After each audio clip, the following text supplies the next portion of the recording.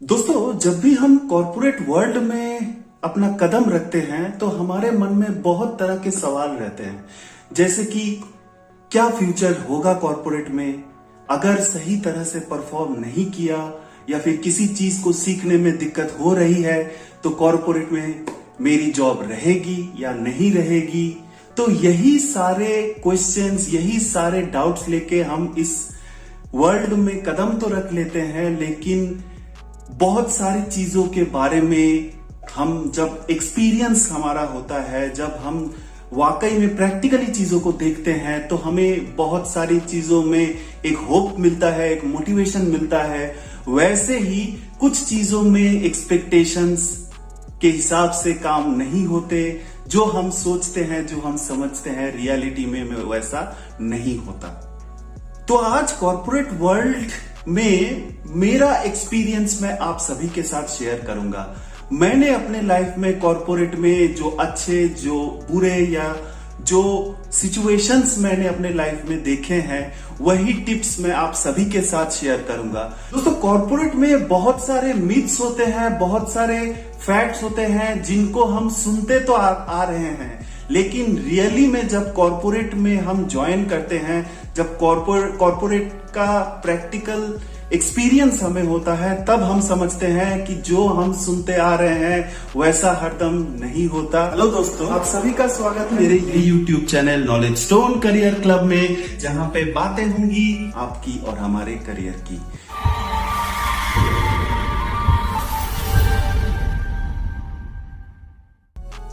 दोस्तों, इस वीडियो को मैंने 3 कैटेगरीज में डिवाइड किया है अपने एक्सपीरियंस के मुताबिक, जो बेशक आपके लिए एक एडवांटेज होगा। क्योंकि अगर आप कॉर्पोरेट वर्ल्ड ज्वाइन करने वाले हैं तो जो एक्सपीरियंस मैंने सालों कॉर्पोरेट में गुजारने के बाद जो फील किया है, जो एनालाइज किया है, वो आप ज्वाइनिंग करेंगे या फिर आपके साल 2 साल में ही आपको इन चीजों के बारे में पता चल जाएगा।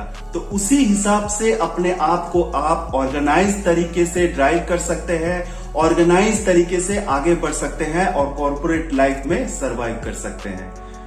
दोस्तों, सबसे पहले बात करेंगे अच्छे लेसन्स को, जो मैंने फील किया है, जो मैंने एक्सपीरियंस किया है। तो इसमें बहुत सारे अच्छे एक्सपीरियंसेस है, लेकिन मैं उन एक्सपीरियंसेस को यहां पे मेंशन करूंगा जो आपके लिए हेल्पफुल होने वाले हैं। तो सबसे पहला जो एडवांटेज है कॉर्पोरेट में अगर आप ज्वाइन करते हैं, वो है कम्युनिकेशन स्किल्स।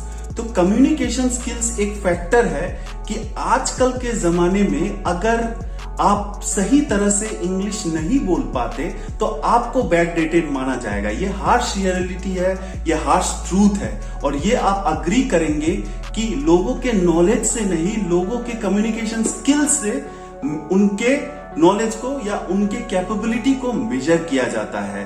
तो यहां पे कॉर्पोरेट में आपको ज्यादातर अपने एम्प्लॉयज के साथ, अपने क्लाइंट्स के साथ इंग्लिश में ही कम्युनिकेट करना पड़ता है, चाहे आप मेल में करें या फिर वर्बली। आज के दिन में आपका जो कम्युनिकेशन स्किल है वो आज से 2 महीने बाद, 4 महीने बाद बहुत ही अच्छा होने वाला है। अब बात करेंगे दूसरे अच्छे पॉइंट के बारे में। जब भी आप किसी प्रोजेक्ट में, कॉर्पोरेट में आप किसी भी प्रोजेक्ट पे अगर आपको असाइन किया जाता है तो उस प्रोजेक्ट के जो क्लाइंट्स होते हैं, उस प्रोजेक्ट के जो लीडरशिप होते हैं, उनके साथ आपको कम्युनिकेट करने का मौका मिलता है। अब जब आप जो बिजनेस मीटिंग्स होते हैं कॉर्पोरेट में या प्रोजेक्ट रिलेटेड मीटिंग्स होते हैं, वहां पे अगर एज अ फ्रेशर आप ज्वाइन करते हैं तो उन कॉल्स पे पार्टिसिपेट कीजिए। उन कॉल्स के जरिए आपको बहुत तरह की चीजों को सीखने का मौका मिलेगा। एक एग्जांपल के तौर पे मैं बताऊंगा दोस्तों कि जैसे कि अजाइल मेथड। तो अजाइल अभी बहुत ही डिमांडिंग है। तो अजाइल मेथड्स के बारे में जब आपको पता चलेगा, तो जहां पे एनालिटिकल स्किल्स, किस तरह से एक प्रोजेक्ट को डेकोरेटेड मैनर पे रन किया जाता है, कैसे टाइमलाइंस को फॉलो किए जाते हैं, को और भी ज्यादा चीजों को जानने का मौका मिलेगा कि क्लाइंट किस तरीके से अपना काम को अंजाम देते हैं, अपने सीनियर लीडरशिप कैसे क्लाइंट को कन्विंस करते हैं कि किसी काम को वो कितने टाइम में कर पाएंगे, प्रोजेक्ट मैनेजमेंट कैसे होता है, पीपल मैनेजमेंट कैसे होता है, टीम को कैसे हैंडल किया जाता है। तो ये सारे चीजों में आपको एक्सपोजर मिलेगा। ये एक्सपीरियंस आपके फ्यूचर के लिए बहुत ही काम आने वाला है दोस्तों। अब बात करेंगे तीसरे अच्छे पॉइंट्स के बारे में या एक्सपीरियंस के बारे में जो मैंने फील किया है कॉर्पोरेट वर्ल्ड में। वो है कि जब भी आप किसी एमएनसी को ज्वाइन करते हैं तो उस एमएनसी में सिर्फ आपका डोमेन ही नहीं रहता। डोमेन के बारे में मैं बता लूं कि जैसे कि आप आईटी बैकग्राउंड से हैं, आप health care life science background से हैं, कॉमर्स बैकग्राउंड से हैं, तो वैसे ही हर एमएनसी में एक डोमेन होता है। सॉफ्टवेयर का आईटी का डोमेन है, फिनेंस का डोमेन है, हेल्थ केयर का डोमेन है। तो वैसे ही आप जब भी किसी डोमेन में काम करेंगे, जैसे कि एक एग्जांपल के तौर पे मैं लूं कि आप अगर आईटी में काम करते हैं तो आपको उस कंपनी में बहुत सारे ट्रेनिंग्स ऑफर किए जाते हैं। जैसे कि प्रोफेशनल ट्रेनर्स आपको ट्रेन करेंगे, उस कंपनी के पोर्टल्स या डेटाबेस जो होती है उसमें बहुत सारे ट्रेनिंग्स अवेलेबल होते हैं। तो जो डिमांडिंग ट्रेनिंग्स है वो भी आप उस कंपनी के ट्रेनिंग पोर्टल से कर सकते हैं। तो आपको हमेशा ही ये मौका मिलेगा कि अपने आप को आप अपग्रेड कर पाए। जैसे कि आप मान लीजिए कि आप आईटी में जावा में या किसी डेटाबेस एडमिनिस्ट्रेटर का रोल कर रहे हैं, उसका जॉब कर रहे हैं, लेकिन आप डेटा साइंस के बारे में सीखना चाहते हैं, आप डेटा एनालिटिक्स के बारे में सीखना चाहते हैं। तो ये सारे जो कोर्सेज होते हैं, ये सारे ट्रेनिंग्स होते हैं, ये ऑलरेडी उन कंपनीज के पास अवेलेबल होते हैं। आपको सिर्फ उस ट्रेनिंग के लिए एनरोल करना है, अपने सुपरवाइजर से बात करनी है, आप उस ट्रेनिंग को कंप्लीट करके अपने आप को अपग्रेड कर पाएंगे। और इससे आपको फ्यूचर में मान लीजिए कि आप दूसरे डेटा साइंस में शिफ्ट करना चाहते हैं तो वहां पे भी एक्सपोजर मिलेगा और वहां पे भी ग्रो करने के आपके चांसेस बढ़ जाएंगे। तो ये कुछ पॉइंट्स थे जो मेरे लिए एक अच्छा एक्सपीरियंस था और ये पॉइंट्स आपके लिए भी बहुत हेल्पफुल होगा अगर आप कॉर्पोरेट ज्वाइन करते हैं। इन पॉइंट्स को फॉलो करके अपने आप को अपग्रेड करते हैं तो ये आपके फ्यूचर के लिए बहुत ही हेल्पफुल होने वाला है। अब बात करेंगे दूसरे कैटेगरी के बारे में। इस दूसरे कैटेगरी को मैंने क्यों रखा है कि जैसा कि मैंने वीडियो के पहले कहा आप सभी को कि बहुत सारे मिथ्स होते हैं और बहुत सारे फैक्ट्स होते हैं कॉर्पोरेट वर्ल्ड के जो लोग सुनते तो आ रहे हैं लेकिन जब उनको प्रैक्टिकली पता चलता है तो लगता है कि अरे ये तो पूरी तरह से ऑपोजिट है, जैसा हमने सुना था वैसा तो है नहीं। तो इसीलिए ये दूसरे कैटेगरी को मैंने रखा है जो चीज आप सभी, ये एक अवेयरनेस की तरह है कि आप हमेशा इस चीज को याद रखिए कि इस फैक्ट्स को, इस मिथ्स को जो आप सुनते आ रहे हैं वैसा नहीं है। ये फैक्ट्स याद रखिए और इसी के हिसाब से आगे बढ़िए। तो क्या है वो फैक्ट्स? सबसे पहले, जब भी आप किसी कॉर्पोरेट में इंटरव्यू देते हैं तो उस इंटरव्यू के बाद आपको ऑफर लेटर दिया जाता है। अब ऑफर लेटर जैसे ही आपको मिलता है, मान लेते हैं कि आपको 5 लाख का पैकेज दिया जा रहा है, 5 लाख पर एनम का। तो आप सोचते हैं कि अरे 5 लाख का पैकेज है, चलो तो इसको डिवाइड करके देखते हैं। 5 लाख यानी मुझे 12 महीने में अगर इसको 12 से मैं डिवाइड करूंगा तो वही मेरा इन हैंड सैलरी होगा। तो ये सच नहीं है दोस्तों, क्योंकि अगर एक एग्जांपल के तौर पे 5 लाख का पैकेज आपका होता है तो उसमें कुछ डिडक्शंस होते हैं, उसमें प्रोफेशनल टैक्स और वगैरह बहुत सारे कंपोनेंट्स जुड़े रहते हैं। तो जो पैकेज आपको ऑफर लेटर में दिखती है उसको 12 के साथ कैलकुलेट मत कीजिए, क्योंकि वैसा नहीं होगा। क्योंकि पहले टाइम पे जब आप को सैलरी मिलेगी और आप देखेंगे अरे जो मेरे सीटीसी में था, जो मेरे ऑफर लेटर में था, वो सैलरी तो मुझे मिल नहीं रही है, मैंने तो कैलकुलेट किया था। तो ये एक मिथ था जो बहुत लोगों के मन में ये क्वेश्चन आते हैं। तो ये चीज आप याद रखिएगा कि जो आपको ऑफर लेटर में पैकेज दी जाएगी उसको 12 से डिवाइड मत कीजिए, क्योंकि उस हर कंपनी के ऑफर लेटर्स में कुछ कंपोनेंट्स होते हैं जो डिडक्ट होते हैं। तो आपका इन हैंड सैलरी जो पैकेज है उससे बहुत ही कम होने वाला है।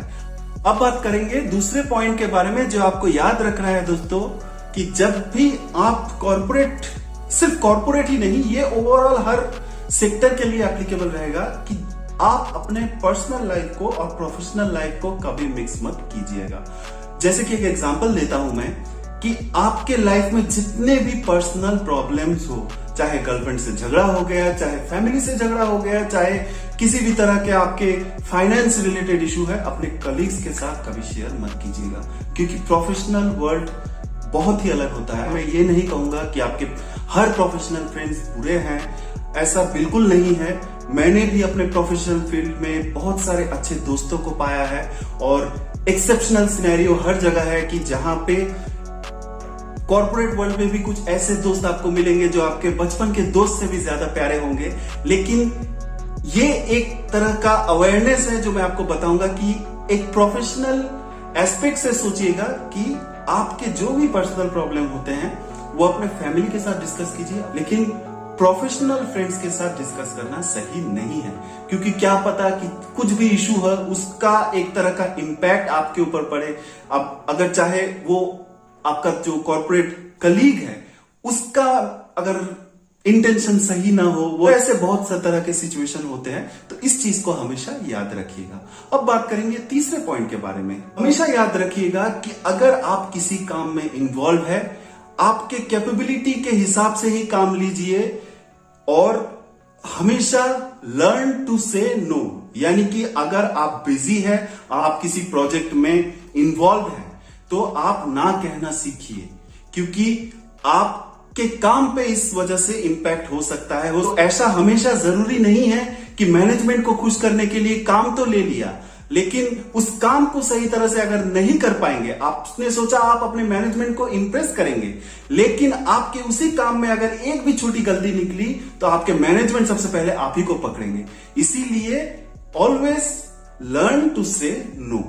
अब बात करेंगे चौथे पॉइंट के बारे में। दोस्तों, कॉर्पोरेट में एक प्रोसेस होता है, एक तरह की पॉलिसीज मानी जाती है कि एम्प्लॉइज के कंसर्न को उनके मैनेजर्स को देखना है, उनके सुपरवाइजर को देखना है। तो इसी वजह से हर कॉर्पोरेट में एवरी एम्प्लॉइज का 1-on-1 मीटिंग होता है।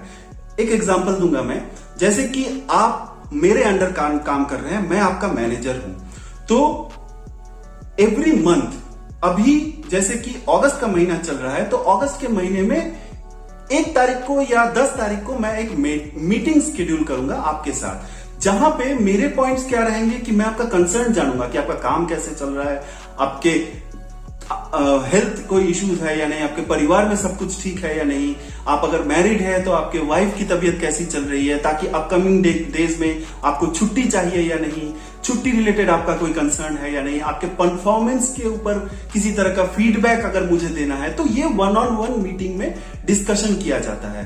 तो बहुत सारे एम्प्लॉयज क्या करते हैं कि वो अपने फील्ड में या अपने जॉब में कंफर्टेबल नहीं है, तो उनको वो एक तरह के जॉब में एक्सपर्ट है, लेकिन उनको दूसरी तरह की काम दी जाती है, और जिसकी वजह से उनके मेंटल हेल्थ में एक तरह का इंपैक्ट पड़ता है। तो मैं हमेशा ही सजेस्ट करूंगा कि आपका अगर किसी भी तरह का या कोई भी कंसर्न हो, तो 1-on-1 जो मीटिंग होती है अपने मैनेजर के साथ, उसमें अपने कंसर्न्स बताइए, ताकि फ्यूचर में जब आपके पेशेंस लेवल के बाहर किसी तरह की चीजें चली जाती है, या फिर आपको लगता है कि इस कंपनी में एग्जिस्ट करना अब मेरे लिए पॉसिबल नहीं है, तो इस सिचुएशन में आपको अपना मैनेजमेंट आपको ये कहेगी कि आप के इस इशू को तो हम रिजॉल्व कर सकते थे अगर आप हमें पहले बताते।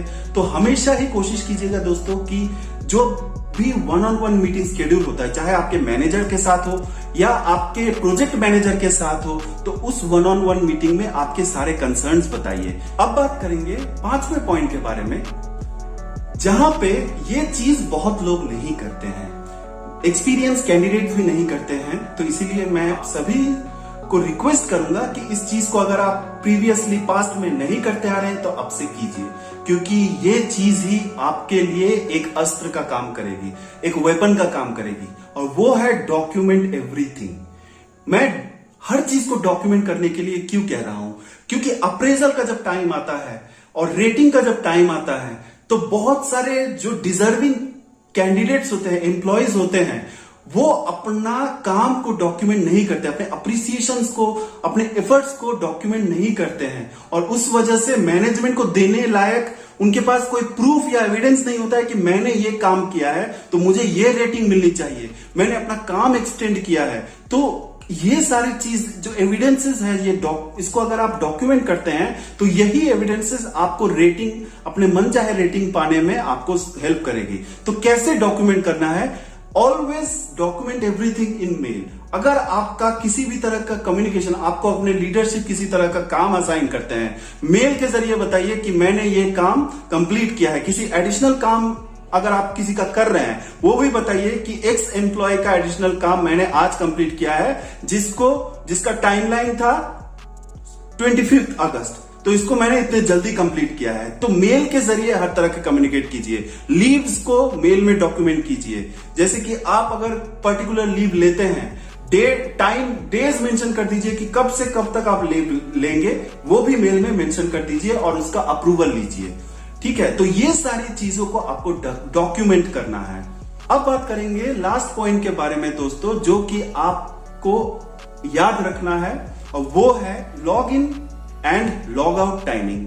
तो जब भी आप किसी कंपनी में ज्वाइन करते हैं कॉर्पोरेट, तो उसका एक log in timing, shift timing होता है। जो शिफ्ट टाइमिंग्स होते हैं उसको डॉक्यूमेंट किया जाता है, आई कार्ड को स्वैप करके किया जाता है। तो इसके जरिए आपका टाइमिंग कैप्चर हो जाता था। तो किसी कंपनी में अगर आपका टाइमिंग 9 आवर्स है शिफ्ट टाइमिंग, या फिर 8 आवर्स है, तो वही टाइमिंग मेंटेन कीजिए। क्योंकि अप्रेजल के टाइम पे अगर मैनेजमेंट देखती है कि आपने रेगुलर तरीके से अपना टाइमिंग मेंटेन नहीं किया, मान लेते हैं कि आपने किसी कंपनी में 9 आवर्स का शिफ्ट टाइमिंग है और आपने सिर्फ 5 आवर्स किया है, कभी 4 आवर्स किया है, तो रेगुलर नहीं है, 9 आवर्स के कम है।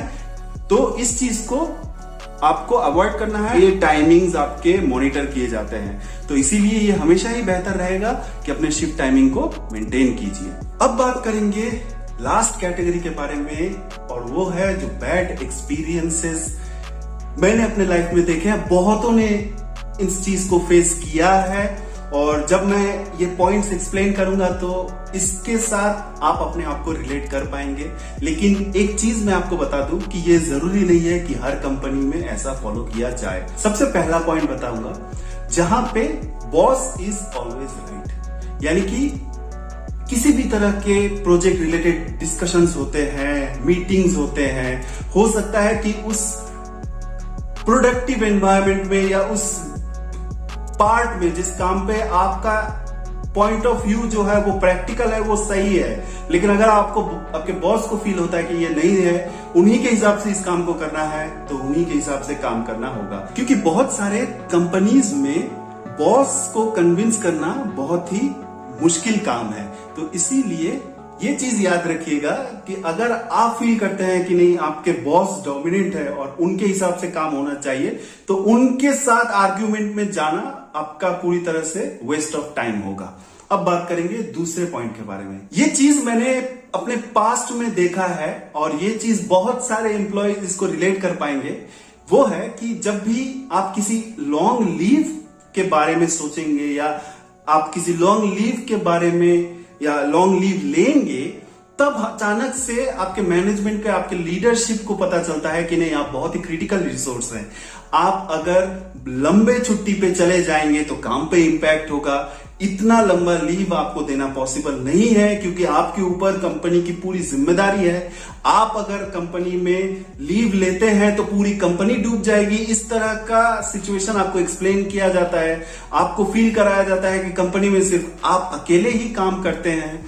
तो अगर आप 4 दिन या 5 दिन के लीव में चले जाते हैं तो पूरी कंपनी, पूरा प्रोजेक्ट डूब जाएगा, करोड़ों अरबों का नुकसान हो जाएगा।